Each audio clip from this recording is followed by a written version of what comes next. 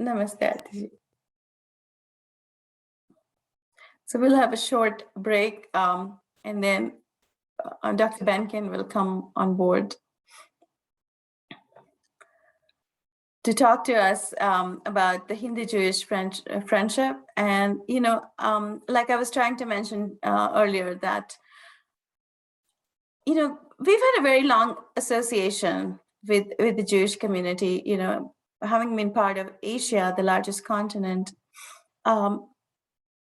The Jewish persecution was happening, if people have followed history, for a long time. And India was that one country where the Jews never faced any persecution. So Israel recognizes that fact very clearly. So today, when people like Audrey Trishke are, come out and say, oh, the Hindus have actually, are posting anti-Semite comments, I think that really does not hold water, because I think everyone knows what the truth is. I speak to a lot of people in the Jewish community, and they have said that they have never faced any sort of anti-Semitic comments from Hindu peoples. But, if they talk about Palestine, or if they talk about any other topic, they are, they hear from other religious groups, but never from the Hindus.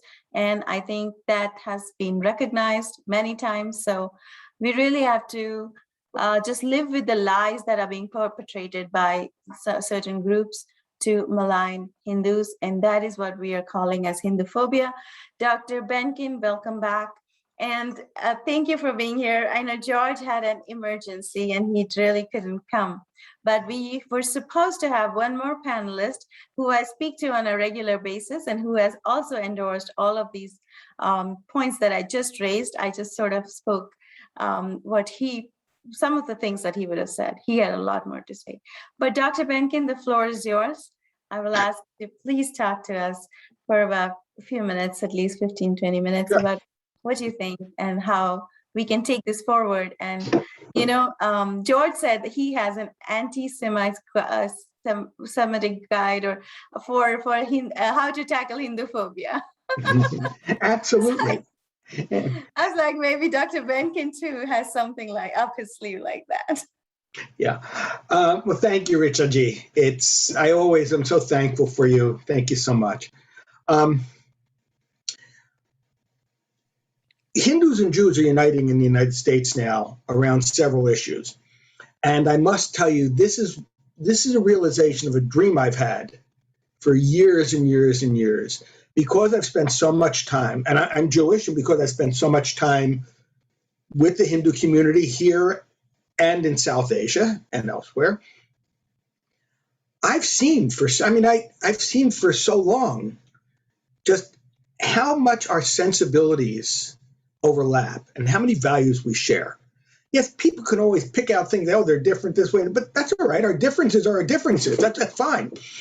No one's asking me to become a Hindu, and no one's asking any Hindu to become Jewish. By the way, one of the things we share, unlike the other two Abrahamic faiths, Judaism and Hinduism don't compel people to follow their faiths and have never been involved with conversions. In fact, Judaism actually makes it very difficult. It's very difficult to convert to Judaism, even if you're going to marry a Jew. It's a long process. We make it very difficult. And of course, with Hinduism, I don't even want to get started, but you know better than I do. I mean, it's conceptualized entirely different than it is in the Abrahamic faith. And so Hinduism has never compelled people to follow it. Yet, you wouldn't know that we're the good guys if you listen to a whole lot of people.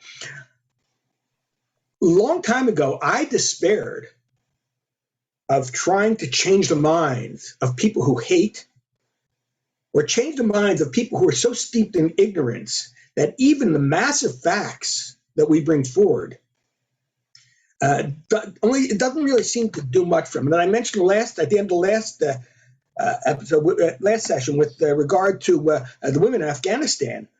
And I am just baffled, or not bad, but I am just absolutely outraged that Western feminist groups aren't making their defense of the women in Afghanistan, and before that, they could have done it in so many other countries.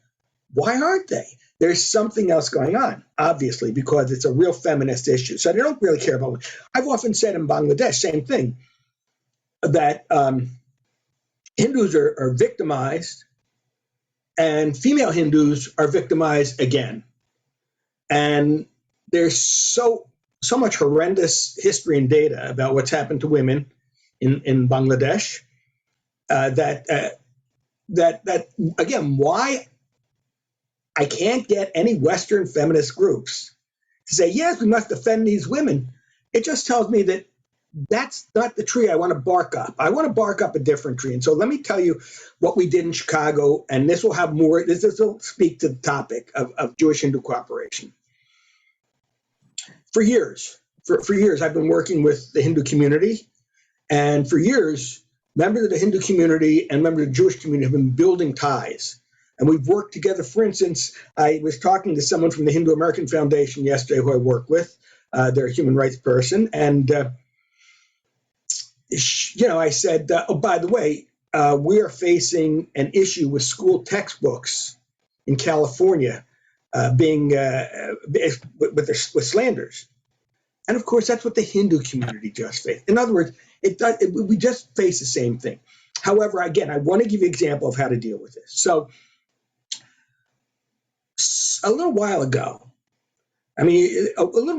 a group, and I call them haters, a group of haters put forth a resolution that was circulated in different American cities that at first sounded like, oh, congratulations, India, on your anniversary. However, you go past that first line, and it was a vile anti-India resolution.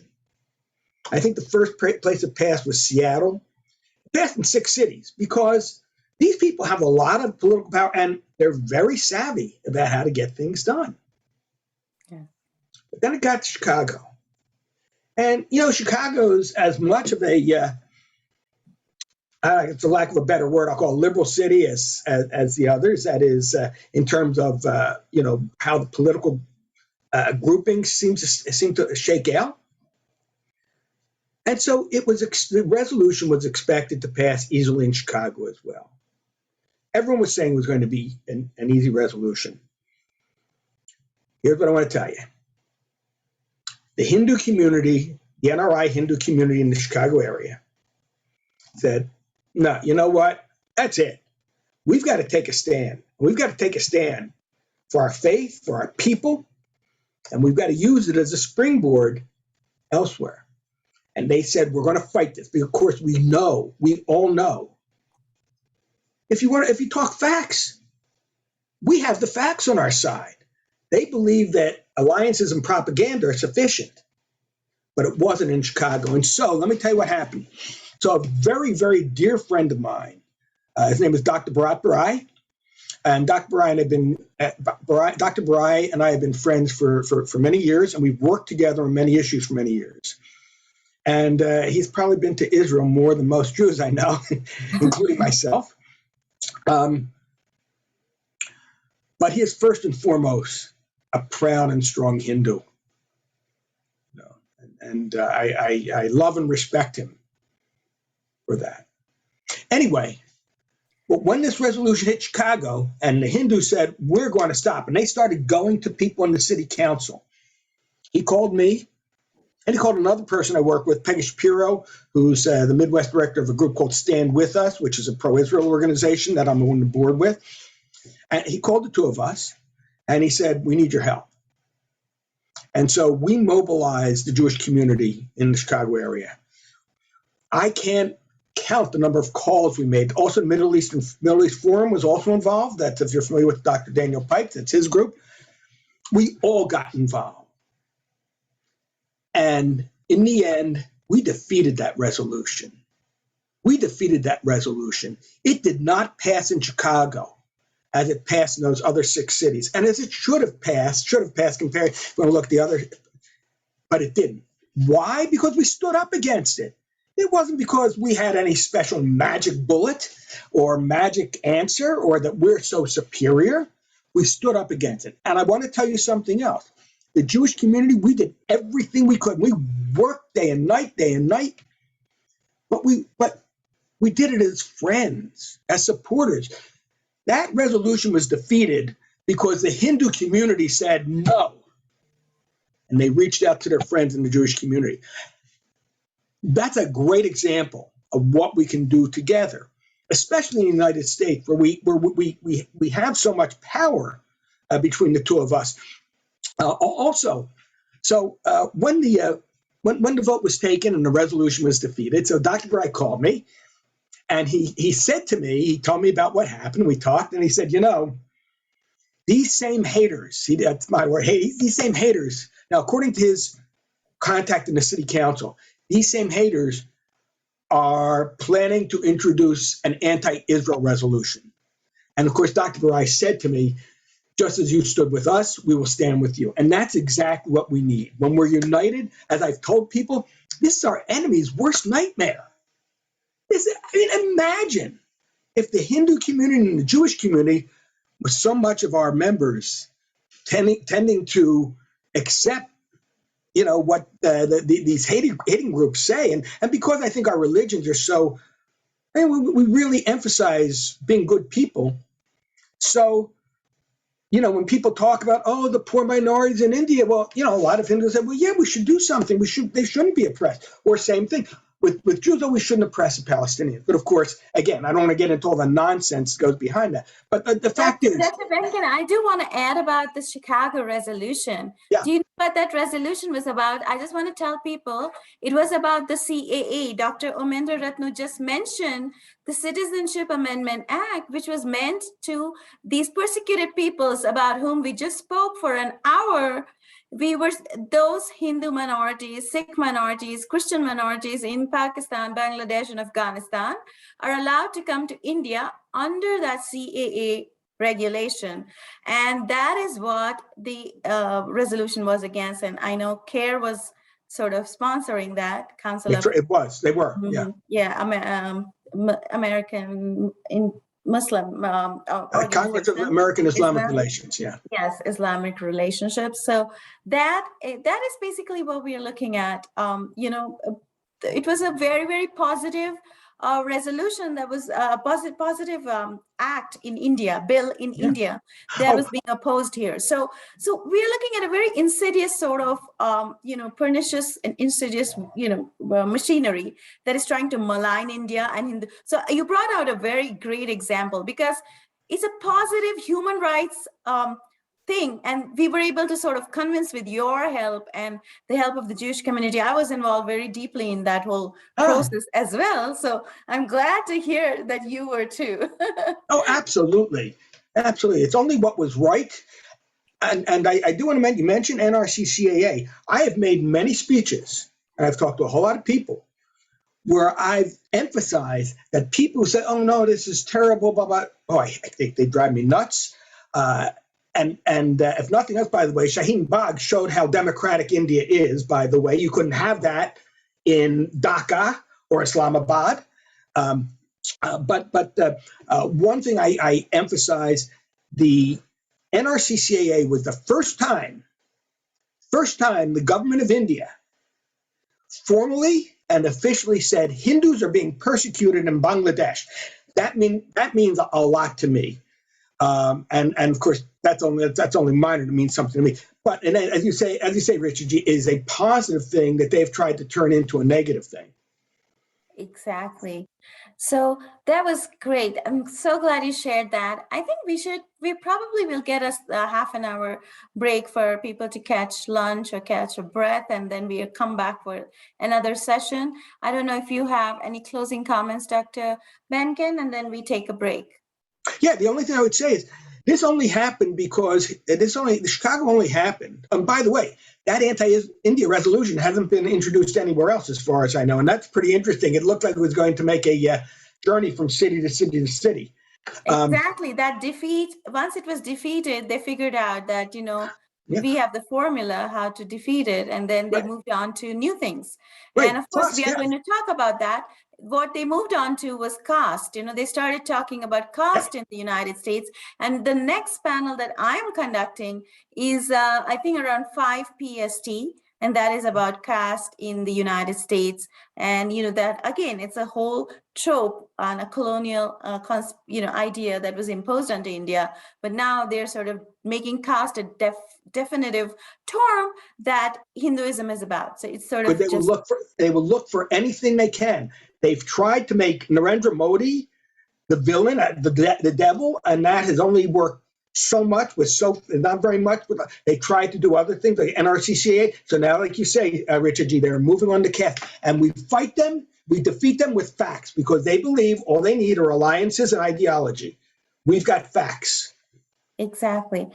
I want you to end with just one point about, just because we don't really understand the term, not everybody does, Zionism, but that is used as if what is Zionism and why is it, because I know we are talking today about Hindutva. There is we had a couple of sessions on that, and because that is a term that is hurled at us as a political term or something that it's sort of a targeting term for us. But I want to hear from you, maybe a minute or so, to explain to us. It's very simple, and because you're right, they do try and make Zionism a dirty word. And I swore when I started, I would always fight that, never let that be a dirty word. And it's the same thing with Hindutva, by the way.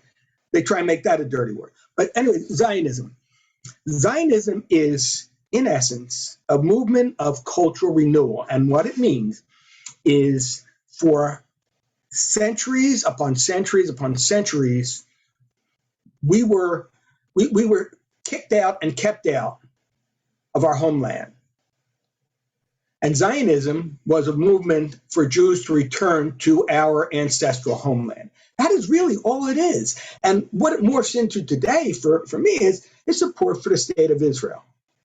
That we need Israel there, and I have a million examples as to why we do. But that's all that Zionism is. Zionism is a movement of national renewal, it's a movement for Jews to return to our ancestral home. Those who oppose it seem to think there's a statute of limitations on human rights. There is not. Absolutely.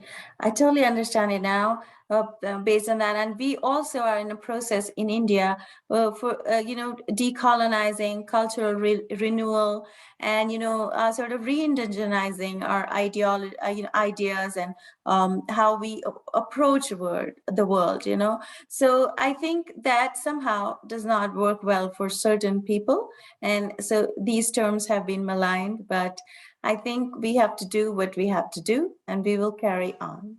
Yeah, I would just say very, very quickly, think about this parallel. So we were thrown out of our homeland and were kept out. Even after the concentration camps, the British still kept us out, and we had to smuggle people in. We were thrown out of our homeland. You were not thrown out of your homeland, but you were under occupation first by the Mughals and then by the British. So we both need those movements of national renewal.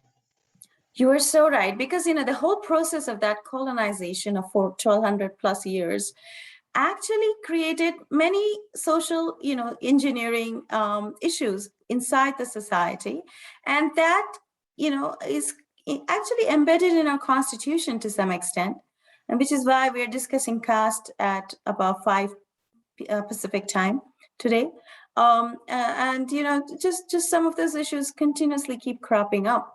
But thank you so much, Dr. Benkin, for all your perspective, because it really helps for someone who is not from within the community to talk about us, because you have that sort of 360-degree view, and you have an overall objective view of how things are. So thank you. Thank you for that. My pleasure. Richard J., I told you, anytime I can talk with you, I will. Thank you. Mm-hmm. That is so much, so nice to hear, and that's such a nice compliment. So yeah, we are going to, of course, have another panel with something that I'm doing this year for Bangladesh, but that will be on another day, Good. because we're doing from March to December. The war was on Operation Stir Flight, whatnot. So we are sort of covering, and I still have to cover your views on that, and we will do Yes. that in detail very soon. But right now, it is time to take a break, and I will, let everyone take a, Namaskar, everyone. namaste, namaste. And thank you, Dr. Richard, for all your insight. Namaste. Namaste.